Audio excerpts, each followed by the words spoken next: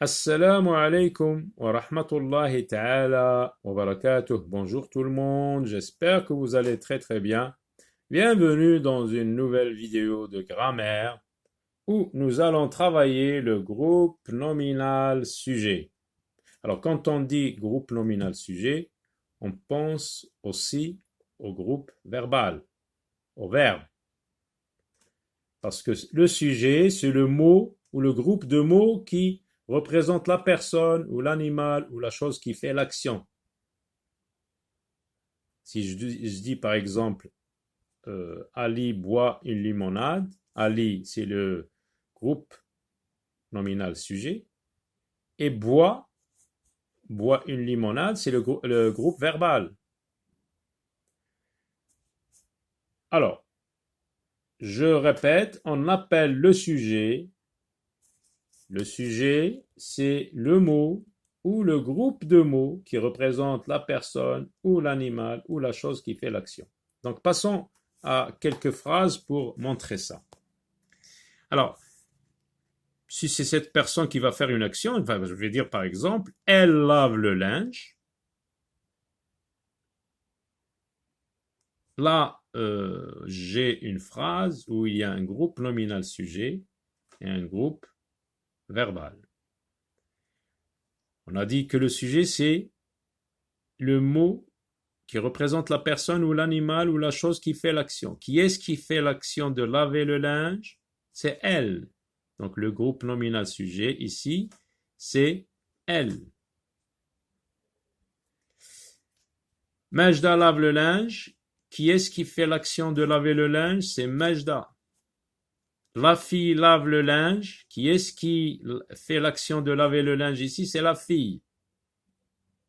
Et elle renvoie les trois groupes nominaux sujets renvoient tous à cette personne. Donc je peux dire elle, je peux dire Majda si c'est son nom, et je peux dire la fille. Donc vous voyez que le groupe nominal sujet peut être un pronom personnel, il peut être un nom propre et il peut être un groupe nominal. Mais on les appelle tous ici des groupes nominaux sujets. Elle, c'est un groupe nominal sujet. Majda est un groupe nominal sujet. La fille est un groupe nominal sujet. Et à partir de là, c'est le groupe verbal. C'est le groupe verbal.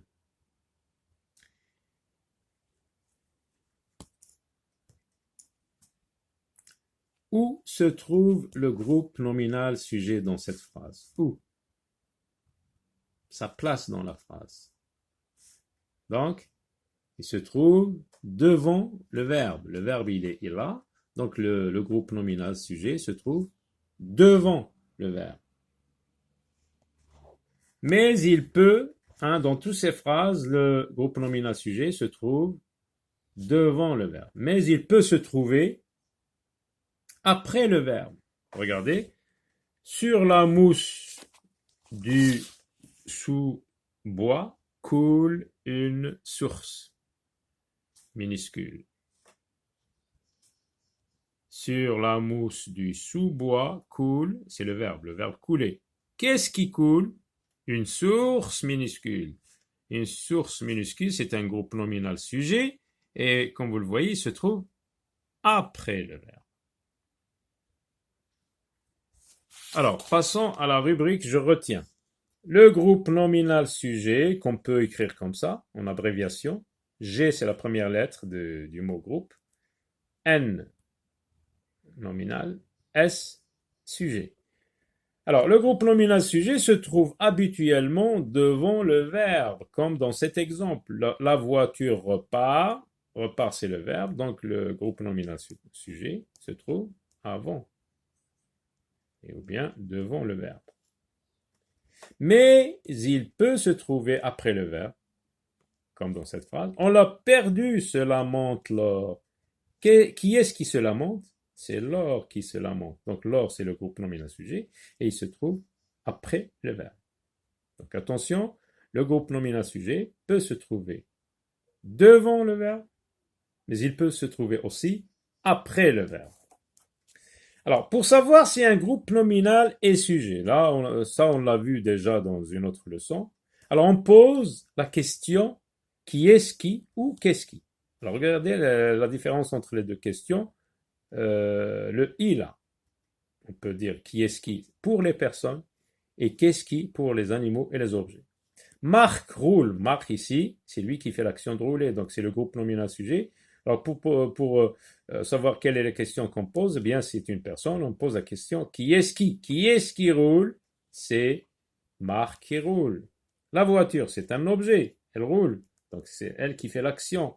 Donc le groupe nominal sujet, on dit qu'est-ce qui, parce que c'est un objet. Qu'est-ce qui roule? Pour ces deux remarques, à la fin de la rubrique je retiens, on va les voir quand on arrive à l'exercice où il y a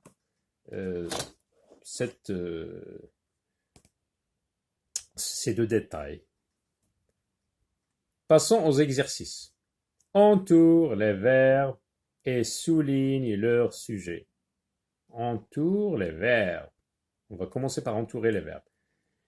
Les enfants observent Monsieur Marcus à la récréation. Les enfants observent Monsieur Marcus à la récréation. Où est le verbe ici? Le verbe, c'est un mot qui représente une action. Donc, c'est l'action d'observer. Qu'est-ce qu'ils font, les enfants? Ils observent Monsieur Marcus à la récréation. Alors, le sujet, on pose la question, qui est-ce qui observe Monsieur Marcus à la récréation? Eh bien, ce sont les enfants. Les enfants et sujet. Donc, qu'est-ce qu'on va faire? On souligne, on entoure, observe et on souligne les enfants. Passe à la phrase numéro 2. Mais le nouveau maître ne semble pas inquiet. Mais le nouveau maître ne semble pas inquiet. Qui est-ce qui ne semble pas inquiet? C'est le nouveau maître. Donc le nouveau maître est sujet. Et on entoure semble. De sa poche de veste, il sort paisiblement un journal. De sa poche de veste, il sort paisiblement un journal. Alors, le verbe sortir. Qui est-ce qui sort paisiblement un journal de sa poche de veste? C'est il. Il est le groupe nominal sujet. C'est le sujet. Donc, j'entoure sort et je souligne il. Remplace les groupes nominaux sujets par il, elle, elle. Donc on va remplacer par la troisième personne du singulier ou la troisième personne du pluriel. Mais pour ça, on doit analyser le sujet. D'abord, il faut le trouver. Deux jeunes filles achètent un billet de train. Qui est-ce qui achète un billet de train? Ce sont deux jeunes filles. C'est tout ça, le groupe nominal sujet. On analyse donc, est-ce que c'est singulier? Donc c'est pluriel, on doit choisir entre il ou elle. Est-ce que c'est masculin ou féminin? Fille, c'est féminin, donc on va mettre elle. Et on doit commencer donc par une lettre majuscule. Alors vous écrivez elle en mettant le E majuscule et vous terminez. Elles achètent un billet de train. Le chien du berger rassemble le troupeau. Qui est-ce qui rassemble le troupeau? C'est le chien du berger. Donc le chien du berger est sujet. Donc on analyse le non-noyau, c'est chien. Il est singulier et masculin. Donc c'est il. Mais n'oubliez pas la majuscule. Donc on va dire il rassemble le troupeau. Ma sœur nettoie la cuisine. Qui est-ce qui nettoie la cuisine? Ma sœur. Ma sœur, c'est un nom féminin singulier. Donc c'est elle. Elle sans S. N'oubliez pas la majuscule. Elle nettoie la cuisine. Les garçons font la course.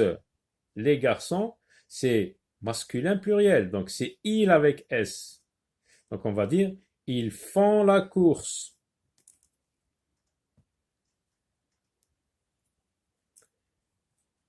Le troisième exercice, place le sujet après le verbe.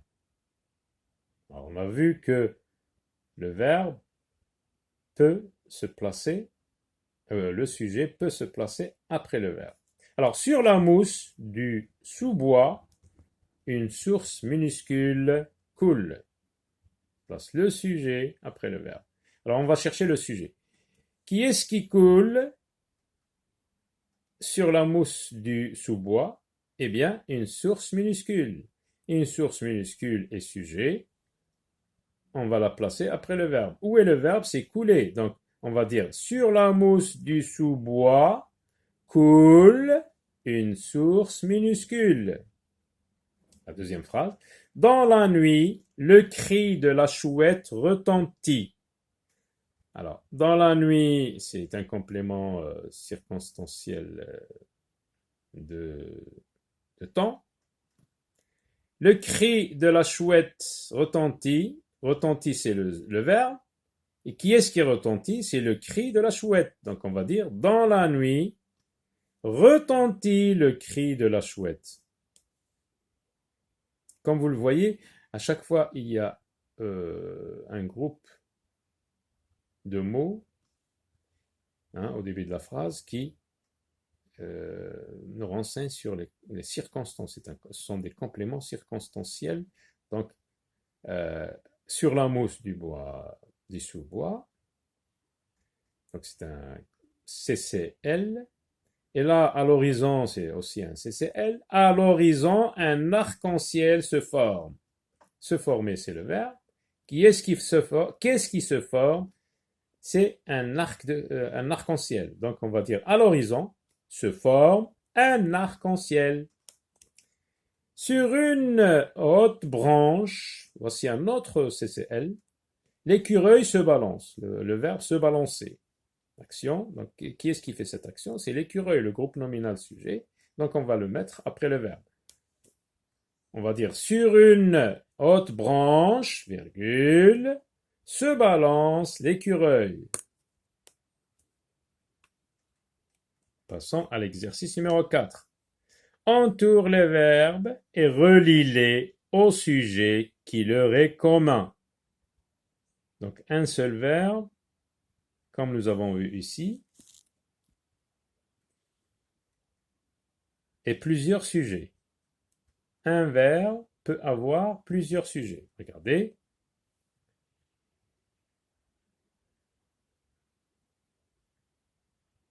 Non, c'est plutôt le contraire, c'est un groupe nominal et plusieurs verbes.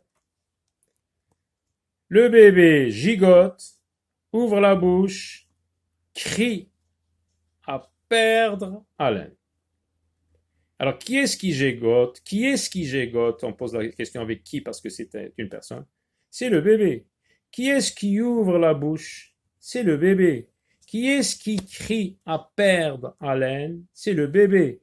Donc, on va dire un groupe nominal sujet qui est ici le bébé a plusieurs verbes. Il peut être sujet de plusieurs verbes. Il est sujet de plusieurs verbes. Le groupe nominal sujet, le bébé,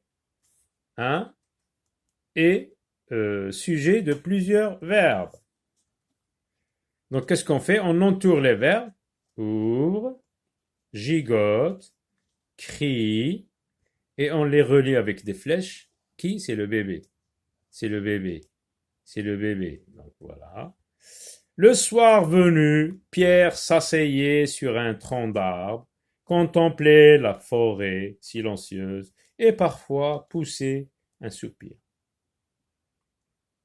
Le seul groupe nominal sujet Pierre fait plusieurs actions. Il s'asseyait, il contemplait et poussait un soupir.